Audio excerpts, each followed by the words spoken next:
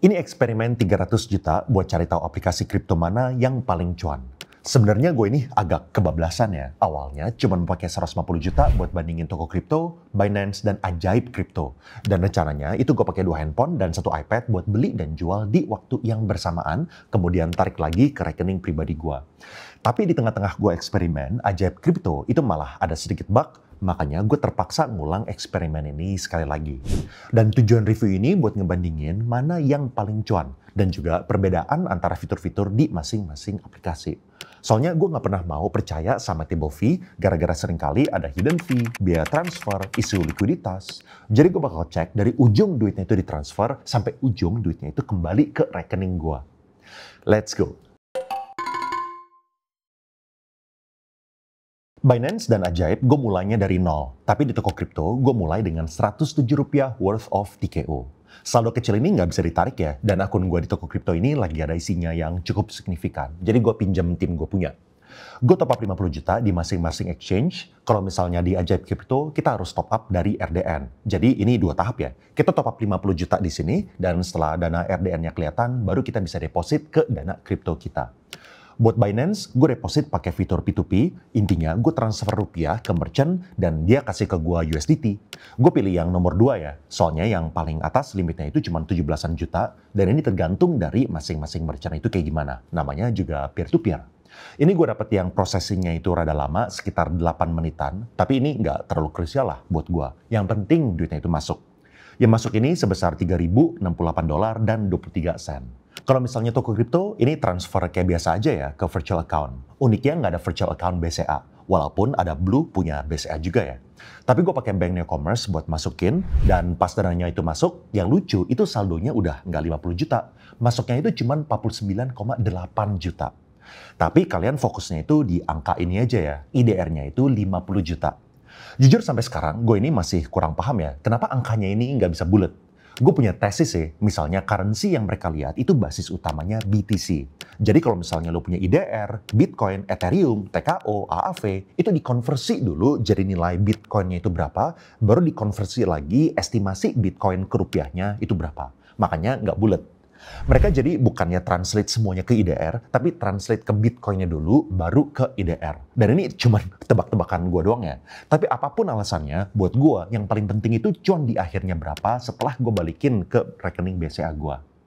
Nah, karena duanya ini IDR dan satunya USDT, agak susah kalau misalnya gue top up-nya itu misal 5 juta, 5 juta, 5 juta, 10 juta. Soalnya angkanya itu nggak tahu berapa kalau misalnya yang USDT. Makanya supaya fair, gue bakal pasin pakai persentase. Gue beli 10% dari total saldo awal, artinya di toko kripto dan Ajaib, 50 juta kali 10% itu 5 juta rupiah, sementara di Binance itu $306 USDT. Dan perhatiin jamnya, ini gue beli di 9.52 secara bersamaan pakai market order. Hasilnya di toko kripto, gue dapat 0,004526 BTC, di Binance itu 0,004525, dan di Ajaib itu 0,004506. Pembelian yang pertama, yang paling cuan itu adalah toko kripto, soalnya untuk jumlah yang sama, kita dapat BTC yang paling banyak di toko kripto. Di urutan kedua adalah Binance, dan yang terakhir itu adalah Ajaib. Next, gue coba beli Bitcoin sekali lagi pakai market order, sekarang 10% lagi dari cash, artinya di Ajaib dan toko kripto itu 4,5 juta, dan di Binance itu 276,2 USDT. Hasilnya, total Bitcoin gue di toko kripto itu 0,008603, Binance itu 0,008601, dan di Ajaib itu 0,008561. Jarak toko kripto dan Binance ini tipis banget ya, tapi overall urutannya itu masih sama kayak sebelumnya. Gue lanjut beli Ethereum dengan proses yang sama, market order, dan gue beli 20% dari cash di waktu yang bersamaan. Makanya 8,1 juta di Ajaib dan toko kripto, dan di Binance itu $497. Nah, bugnya Ajaib itu di sini. Pas gue execute ordernya, toko kripto dan Binance itu langsung done. Sesuai ekspektasi lah. Tapi di Ajaib, ini gue bingung. Kok cuma ada Bitcoin? Ethereum-nya itu nggak ada.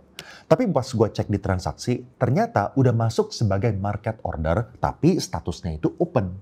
Kok bisa market order tapi statusnya itu open ya? Sepemahaman gue, market order itu artinya beli di harga pasar berapapun. Dan ini delaynya ternyata lumayan lama ya, sekitar 10 menitan. Akhirnya jam 10.17 baru ordernya itu done. Tapi ini bukan ke cancel ya, tapi tiba-tiba ordernya itu done. Matchingnya itu di 10.17.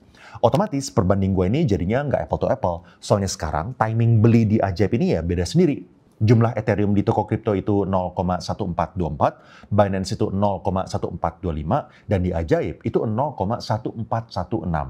Error ini menurut gue harusnya nggak boleh terjadi ya. Tapi pengalaman gue pakai Ajaib ini juga jarang sih kayak gini. Mungkin ini lagi sesuai aja. Kebetulan pas lagi eksperimen itu lagi delay.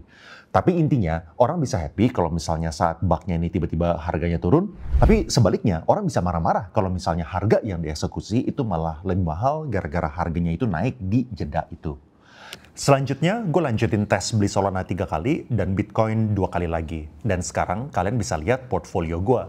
Ada 2 hal yang menarik. Yang pertama, toko kripto itu tipis di belakang Binance. Saldo Solananya lebih banyak, tapi saldo Bitcoin dan Ethereum itu lebih sedikit dari Binance. Dan ini menarik ya, gue awalnya berasumsi toko kripto tiga-tiganya pasti bakalan di belakangnya Binance. Soalnya sebagai exchange di Indonesia, pembelian kripto itu kan pasti dikenakan PPN 0,11% saat beli. Sedangkan Binance, ini parent company-nya, itu enggak. Dan yang lebih menarik lagi itu Ajaib. Somehow, nilai saldo BTC-nya itu bisa lebih tinggi daripada Binance dan toko kripto. Gue jujur ini nggak tahu kenapa ya bisa kayak gini. Tapi ya, ini yang terjadi. Sekarang waktunya gue jualan. Gue jual Bitcoin 3 kali dan jual Solana 2 kali. Ini gue nggak mau masukin Ethereum dulu ya. Soalnya ada error tadi di Ajaib. Jadi gue mau bandingin yang fair dulu. Sampai uangnya itu masuk ke rekening gue. Dan di sini kalian bisa lihat, setiap exchange itu punya withdrawal fee yang berbeda-beda. Di Ajaib itu 6.500, toko kripto itu 10.000, dan di Binance itu nggak ada withdrawal fee, tapi pakai P2P. Hasilnya, di luar penjualan Ethereum yang tadi kurang fair, jumlah yang gue terima dari yang paling banyak adalah Binance sebesar 41.640.000, kedua itu toko kripto 41.440.000, dan ketiga itu adalah Ajaib 41.428.000. Tapi di sini kita harus ingat ya, Binance ini kita kena pajak progresif untuk keuntungan kita. Jadi nantinya harus dikurangi sesuai bracket pajak kalian masing-masing. Sedangkan toko kripto dan Ajaib, angka-angka ini udah final. Seterusnya gue jual Ethereum dan yang gue terima adalah 7,94 jutaan dari Binance, 7,9 juta di toko kripto, dan dari Ajaib itu 7,84 juta. Sehingga total yang gue dapat dari seluruh eksperimen ini, Binance itu 49.583.000, toko kripto itu 49.340.000, dan di Ajaib itu 49.271.000. Jadi di ronde yang pertama, urutan exchange yang paling cuan adalah Binance, toko kripto, lalu yang ketiga adalah Ajaib. 2 minggu kemudian, gue tes 150 juta lagi buat memastikan apakah gue bakal menemukan error yang sama di Ajaib kripto. Kebetulan gue tesnya ini di momen yang lagi volatile, yaitu tanggal 5 Agustus waktu Bitcoin itu turun dari $60.000 ke $50.000. Gue masukin 50 juta ke toko kripto, Ajaib, dan Binance, lalu gue langsung beli Bitcoin 3 kali, Ethereum dan Solana masing-masing 2 kali di jam yang sama. Ini gue percepat aja ya proses pembeliannya supaya kalian bisa lihat ini semua terjadi di menit dan di detik yang bersamaan. Dan setelah gue selesai beliin semua cash gue, yang cukup mengagetkan, saldo Bitcoin, Ethereum, dan Solana di Ajaib ini malah paling banyak daripada Binance dan toko kripto. Padahal di eksperimen yang pertama, dia ini jumlahnya yang paling sedikit. Tapi ini belum tentu artinya Ajaib yang paling cuan ya di eksperimen ini. Karena tadi kita harus sampai jual dan harus balikin sampai ke bank BCA gue. Jadi buat masing-masing kripto, gue jual 2 kali, dan ini sama ya, gue percepat aja. Yang penting kalian bisa lihat, gue jualnya itu di menit dan di detik yang sama. Sisa saldonya, gue akhirnya tarik balik ke rekening gue, dan urutan yang pertama adalah Binance, 49.480.000, Ajaib, 49.410.000, dan toko kripto, 49.135.000. Ini menarik ya, yang tadinya toko kripto itu ranking 2, dan Ajaib itu ranking 3, sekarang toko kripto dan Ajaib itu malah tukeran posisi. Dan logika dari eksperimen pertama itu masih berlaku ya, karena nggak ada pajak, Binance ini kesannya yang paling cuan. Tapi ini tergantung dari kalian. Kalau misalnya kalian jadi warga yang baik dan benar, ngikutin aturan dan bayar pajak, toko kripto dan Ajaib ini kurang lebih sama secara fee. Kalau misalnya berdasarkan 2 eksperimen ini ya 1-1. Jadi skornya itu 2 poin di toko kripto, 2 poin di Ajaib, dan 1 di Binance. Soalnya pajak progresif itu pasti gede, bisa sampai 35% tergantung dari income bracket kalian. Tapi kalau misalnya kalian SPT-nya itu nggak rapih, nggak lapor cuan kalian dari Binance dan nggak bayar pajak progresif, bisa aja Binance itu lebih cuan. Kalau misalnya kalian tipe-tipe yang ini, Binance itu 3, toko kripto itu 2, dan Ajaib itu 2. Ya, pilihan ini balik ke masing-masing ya. Konsekuensinya juga kalian sendiri yang tanggung. Tapi kalau misalnya gue, tentu sangat rekomen kalian untuk ikutin aturan. Kalau misalnya enggak, nanti kalian bakal pusing. Kalau misalnya kalian mau beli rumah atau mobil, apalagi kalau misalnya kalian sampai dapat surat cinta dari orang pajak. Di luar dari cuan, nextnya gue bakal bahas 3 fitur tambahan. Nomor 1, dari segi pairing dan pilihan kripto. Secara jumlah token yang bisa ditradingkan, paling banyak itu Binance karena marketnya ini global. Dari data CoinMarketCap, jumlah kripto yang bisa di-trade di Binance itu sekitar 1.250-an token dengan berbagai pairing yang berbeda-beda. Mau pairing ke USDT, USDC, BNB, Bitcoin, atau alts seperti Ethereum, XRP, Doge, dan lain-lainnya. Menariknya, mungkin gara-gara toko kripto itu adalah anak perusahaan Binance, toko kripto ini kecipratan juga ya pairing-pairingnya. Ada 352 pair USDT, 17 pair IDR, dan 260 pair Bitcoin, 32 pair Ethereum, dan 45 pair BNB. Kenapa pairing di luar dari USDT dan IDR ini penting? Karena dengan adanya pair-pair langsung ke token besar seperti Bitcoin, Ethereum, XRP, BNB, kita bisa tradingnya itu cuma kena sekali. Contoh, kalau misalnya kita pengen jual XRP dan kita pengen beli Bitcoin, dengan pairing XRP Bitcoin, kita bakal cuma kena satu trade. Tapi kalau misalnya kita jual XRP ke USDT atau IDR, lalu dari USDT dan IDR kita beli lagi Bitcoin, artinya kita bakal kena trade-nya itu 2 kali. Dan tentu kalau misalnya kita berulang-ulang terus, apalagi kalian yang suka trading, ini bakal kerasa banget ya. Nah, kalau misalnya di Ajaib, total dari jumlah pairingnya itu ada 20 pair USDT dan 212 pair IDR. Jadi untuk nilai pairing dan pilihan kripto, Binance itu dapat 3, toko kripto itu dapat 2, dan Ajaib itu dapat 1. Sekarang lanjut ke fitur trading. Yang pertama itu futures. Di toko kripto dan Ajaib ini nggak bisa trading futures ya, tapi di Binance itu bisa. Kemudian untuk advanced orders, di Ajaib saat ini masih baru ada limit order dan market order, serta set stop loss dan juga take profit. Sedangkan di toko kripto ada advanced orders yang sama, yaitu limit order, market order, stop limit. Tapi di sini bedanya ada OCO alias one cancels the other. Ini fitur favoritnya gue ya, dan ini kungfu yang banyak orang itu belum tahu. Dan gue rasa ini sangat penting buat kalian itu tahu. Ini gue ilustrasiin fungsinya. Misalnya, lu beli Bitcoin di angka 40.000. Sekarang Bitcoin ini di angka 60.000 nih. Lu mau jagain, seminim-minimnya, lu mau jual kalau misalnya Bitcoinnya itu jatuh ke angka 55.000. Jadi, lu udah amanin cuannya. Tapi, lu juga punya target. Lu berharap Bitcoin ini bisa nyentuh 75.000. Nah, ini yang jadi masalah kan. Kalau misalnya bukan pakai OCO, lu cuma bisa taruh satu target. Target atas atau target bawah. Misal target lo ini 75.000, lo baru jual. Masalahnya, kalau misalnya tiba-tiba kena Black Swan Events atau tiba-tiba ada whale yang jual atau kemarin amit-amit Donald Trump itu beneran kena tembak secara fatal, kayak gimana? Bisa-bisa harga Bitcoin itu terjun bebas, misalnya sisa 35.000. Akhirnya, udah profitnya hilang, malah jadi loss pula. Ini makanya fitur OCO ini penting banget ya, menurut gua. Soalnya lu bisa pasang harga jual di dua-duanya. Di angka 75.000 di angka atas, maupun di angka bawah di angka 55.000. Jadi kalau misalnya harganya itu sampai drop, lu udah ngejagain profit lo. Tapi kalau misalnya harganya itu sampai terbang, lu bisa ambil cuan di harga yang atas, di harga target lo. Nah, kalau misalnya di Binance, ini yang paling lengkap ya, advance orders-nya. Ada limit, market, stop limit, trailing stop. Ini trailing stop sebenarnya favorit gue juga ya. OCO, algo order. Jadi untuk trading, Binance ini otomatis yang paling tinggi skornya, jadi dapat 3 poin. Toko kripto itu 2, dan Ajaib itu 1. Lanjut ke staking atau earn. Ini salah satu yang paling penting kalau misalnya kalian tipe yang buy and hold altcoin buat jangka panjang. Kita coba lihat ya dari persentase yang terbesar. Sekilas dilihat, Ajaib itu nawarin APY yang super tinggi. Tapi kita harus lihat ya, di depan angkanya ada tulisan sampai dengan. Ternyata Ajaib ini menggunakan sistem tier. Misal, Crypto INJ untuk earn tier 1 yang APY-nya itu 16%, maksimal itu cuma 5 token. Di atas itu akan masuk ke earn tier 2-nya, yaitu 13%.